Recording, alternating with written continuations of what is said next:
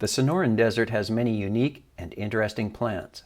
Nature lovers and bird watchers can benefit by recognizing the main plants of an ecosystem. After all, the distribution of animals and birds is closely tied to the main types of plants. This video identifies some of the most common native plants at Ajo, Arizona. Since I recently moved here, I thought I'd share what I have learned. The desert at Ajo is in the Arizona Uplands Division of the Sonoran Desert. This desert is lush compared to other deserts and lush compared to some other parts of the Sonoran Desert. The large plants here are characterized by columnar cacti such as saguaros and leguminous trees such as palo verde, mesquite, and acacia. It has been called the saguaro palo verde forest. So let's start with the cacti. There are the saguaros, of course. The saguaro is the iconic plant of the Sonoran Desert. They reach heights of 40 feet or more. Sometime, about 60 years of age, they start growing their reach-for-the-sky arms. Ajo is on the northern edge of the range of the organ pipe cactus. If you've ever seen a pipe organ, you know where they get their name. The Organ Pipe Cactus National Monument is only 18 miles south on Highway 85. These cactus do not like to freeze. Winters here near the park are quite mild compared to other North American deserts, and a bit warmer than more northerly parts of the Sonoran Desert. Cactus wrens nest in the chainfruit cholla, also known as the jumping cholla.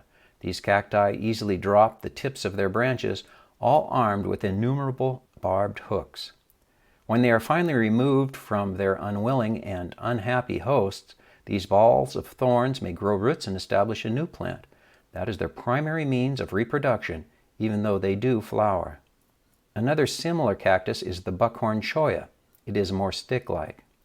Other cacti include the flattened beavertail cactus with a fine fuzz of microscopic but painful needles, and various prickly pear cacti with long, sharp spines. Smaller cacti include the hedgehog cactus and the tiny fishhook pincushion cactus. Most cacti bloom and fruit during the summer monsoon season in July and August. Next are the trees.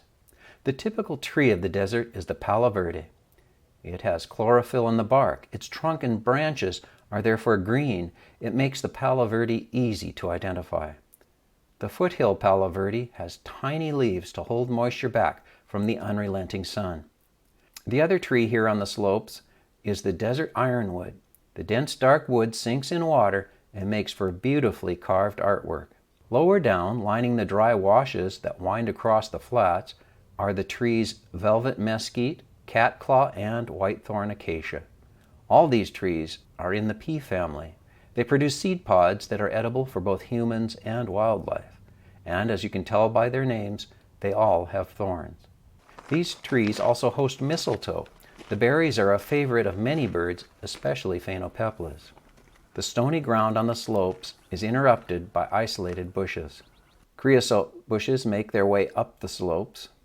They are more common in the lower flats. They are especially good at sucking up water, so much so that they may form miles of well-spaced bushes where no other plant can get a foothold to compete against them. Brittlebush is common across the desert and on roadsides.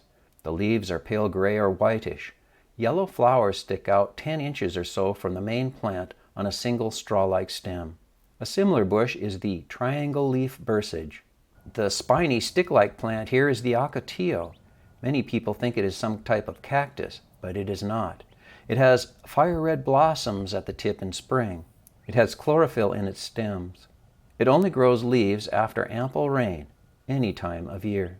An interesting bush found only on the higher slopes is a type of limberbush called the physicnut. For most of the year, they lack leaves and have rubbery stems, but they leaf out following the monsoons of summer. In the spring, following the winter rains, if any, the desert can come alive with the color of wildflowers.